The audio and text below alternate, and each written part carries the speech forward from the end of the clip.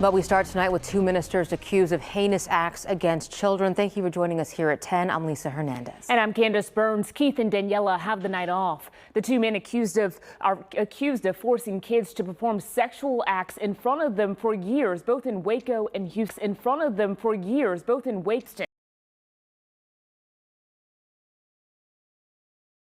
Officials say some of the lewd acts were performed in a sauna behind a house east of downtown Houston. Went there today and spoke with some in the community who say they never would have expected this.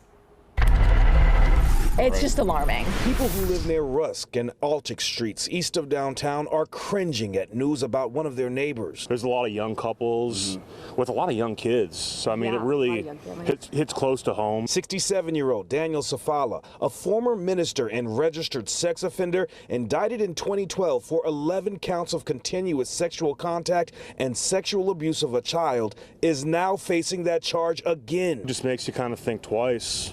You know, the people that you're living around. The latest investigation is being led by the Waco Police Department. It involves two boys under 15 years old. Officials say a second suspect in the case, 38-year-old Chris Hundle, who is related to the boys and also a Chi Alpha minister formerly assigned to Baylor University, would bring them from Waco here to Savala's home and have the minors perform sex acts in front of them. Officials say this happened on multiple occasions over 2 years in both Houston and Waco. Ultimately, there's probably a special place in hell for people like that. Meanwhile, we spoke to people who live right next door to Savala and say that they've known him for years to be a kind and gentle man, one who moved here several years ago to take care of his now deceased mother.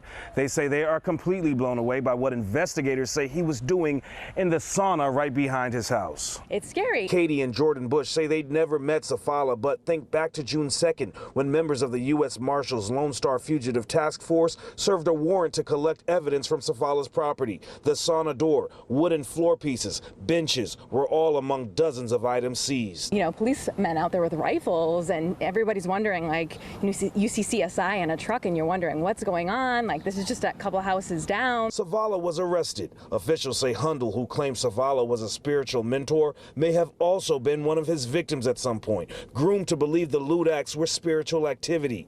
Hundle turned himself in May 23rd. The investigation, which involves Child Protective Services, continues. On the east side, Devin Clark, KPRC 2 News.